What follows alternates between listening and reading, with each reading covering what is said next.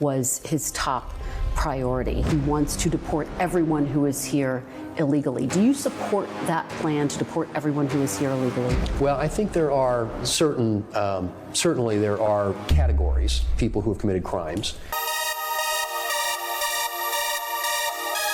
That's our current Senate Majority Leader, John Thune, who is sitting down and defending Trump's position to deport every illegal alien. It's coming. But will he's known for kind of being a half rhino. Welcome to Doug in Exile. This is where the happy patriots are. I hope that you have subscribed and, of course, leave a comment. It really helps push this channel out. But more importantly, it's where you let your voice come in. Do you trust John Thune to do the job? He's the best we've got right now in charge, and some of the way that he acts in this interview brings me pause. Let me see if you hear the same thing. There are over 1 million people that the current administration had targeted for deportation. And so I think that we have to take seriously the fact that there are a lot of people in this country today, over 10 million, who've come in just in the last 4 years under this administration's policies, many of whom are not here for good reasons. I mean, we know we've apprehended almost 300 people at the southern border. They're on the terrorist watch list. Now, no offense to the Republicans and even the great Homan's work that he's doing as our border czar, but I think it's kind of a cave to just say, hey, we're going to deport illegals, but we're going to start on the criminals. We all know they're going to start on the criminals only because that's easy. That's the easy case to make, especially as Thune said in that first clip, that they're on the terrorist watch list and we let them walk into our borders. And then later we caught them. Holy cow, you're on a terrorist watch list. You got to go to jail. We're going to hold you. We know where you're at. Those are easy ones to get rid of. But every illegal is here illegally. Everyone who comes here illegally, the first act they do in America is break the law. And we're going to decide if the law stands where you're not allowed to be here if you got here by illegal means. Everyone who cuts in line of normal immigration policy, for which we love our new immigrants that come here, the ones who cut in line break the law.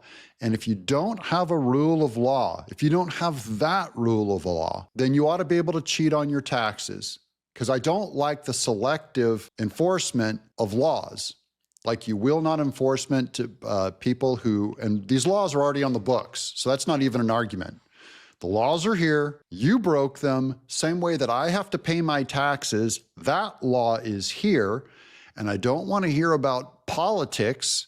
It is an unequal form of justice to throw the book at me for taxes and then let 11 million minimum illegals come over the border. I have compassion for them. I get it. I would come here too with my family if I could, but it's breaking the law. I can't get into France. I can't go walk into France and say, I forgot my passport. I'll be walking in and taking a job. Thank you.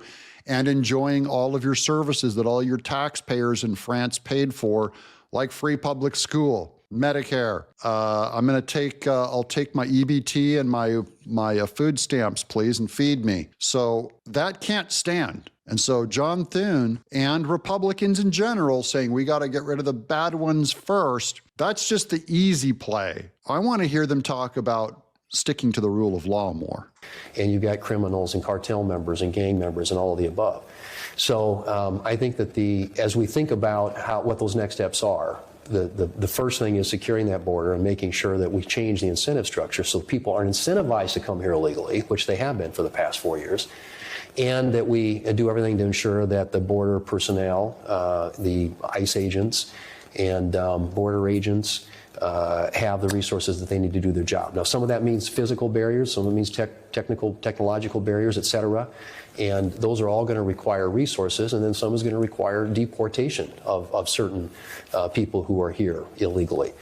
How that gets translated into actual policy and action will be a function of the new border czar and Homeland Security Department secretary, who will be our governor, Kristi Noem. And of course, it's incredibly complicated. You need 24 more times ICE detention capacity just to deport 1 million people in 1 year, not to mention more agents, more judges, more planes for deportation. In 2016, you actually said deporting everyone here illegally wasn't realistic. Have you changed your mind about that? Do you think it's realistic? I think you've got...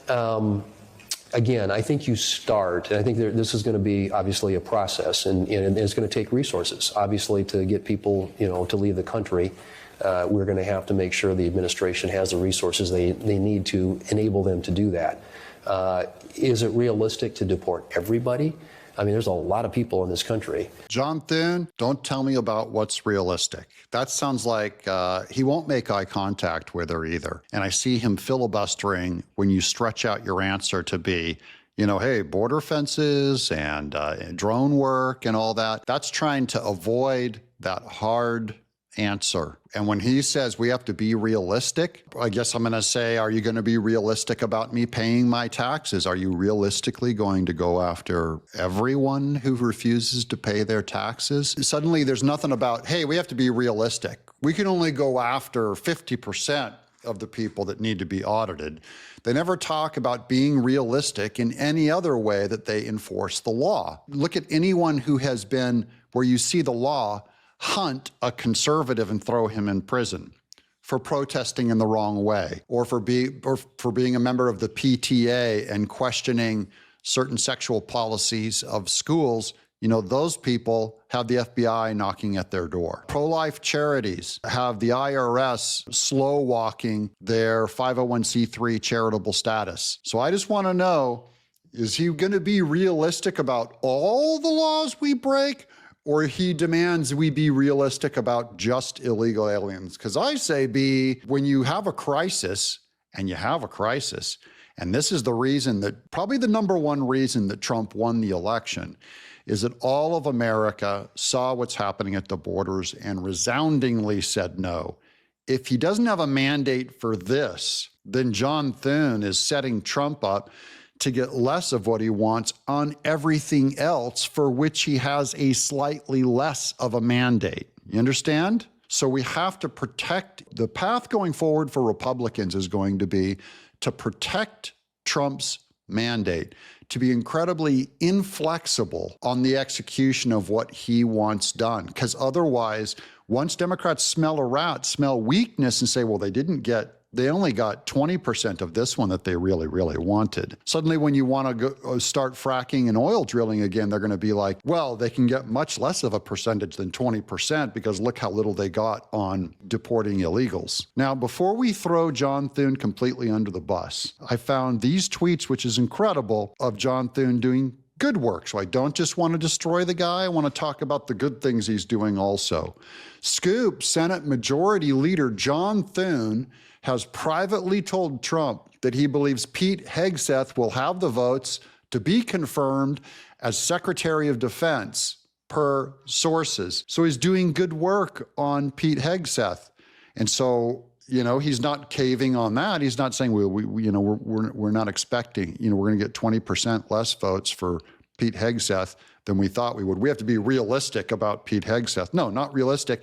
But it's not just Pete Hegseth. There's more good news on Trump appointments. Look over here. Breaking. Robert F. Kennedy Jr. has reportedly secured the votes needed to be confirmed as Health and Human Services, HHS Secretary. He was the hardest one. That means we might have an easier time with Tulsi Gabbard, because success begets success, and compromising and being realistic begets a loss. And we only have so much time for Trump's potency before they start picking away at him. Most Republicans agree that he has about 2 years before that next election comes, and they start trying to weaponize the weaker Republicans and try to take them out with a primary. Not our side taking out the rhinos, the Democrats taking out the ones where they know that they're in a district that has a lot of Democrats in it. So that's what's coming. But now, on Mike Johnson implementing, using Trump's strength of what he just won. How do you plan to execute President Trump's agenda? Beginning immediately. We, as you said, indicated there, we gathered all the House Republicans together yesterday and had a full day of work. We went to Fort McNair, which is a short drive in Maryland, and everyone was enclosed together for 8 or 9 hours straight talking about our reconciliation agenda and the America First agenda. You know, we're 15 days out from the inauguration of President Donald J. Trump for his second term, and we want to make sure that we're jump-starting the agenda now over the next 2 weeks so that he's prepared and ready on day one. We have a lot to do, as you know, and we've been putting all the plays together and figuring out the sequence of how we're going to run those plays, and we're really excited about it. The united front on the Republican side of this House and Senate is look for that. That's what we're going to lean on. And Mike Johnson says we're going to hit the ground running. Remember, January 20th, Trump is described, we said it in an earlier video, it's described as shock and awe. They want the changes to be immediate, hardcore, and go, go, go, because they know that they only have so much momentum before that runs out. And the news starts grabbing the pictures of people, you know, crying because their State Department got collapsed, you know, the Department of Education or the IRS, and they start complaining, and we have to keep the will of the people excited about the agenda. Day one, it's go time.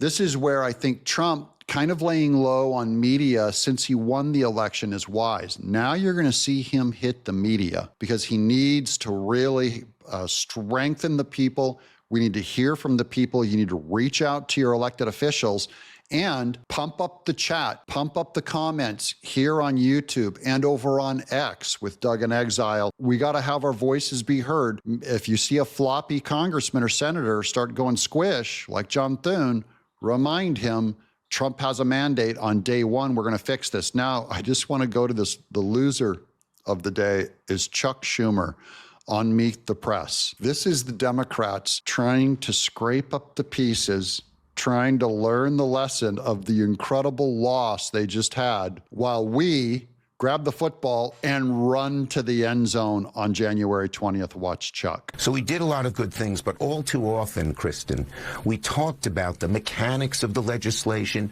and the details of the legislation, and we really didn't show the kind of empathy and concern to average, or show enough of it to average working families who didn't realize how much we had done and how much we care for them. You didn't show any empathy toward the working class because you have none. You guys are elites, so disconnected from the average voter. The idea that he goes, our big mistake was we didn't show the empathy or enough empathy. You have none and you can't fake it, and the people can smell a rat. They smell that you are not telling the truth. You're there to protect the rich elites, and to the average Trump voter, remember, Chuck Schumer and the Democrats called us racist, fascist, insurrectionist. We're the deplorables.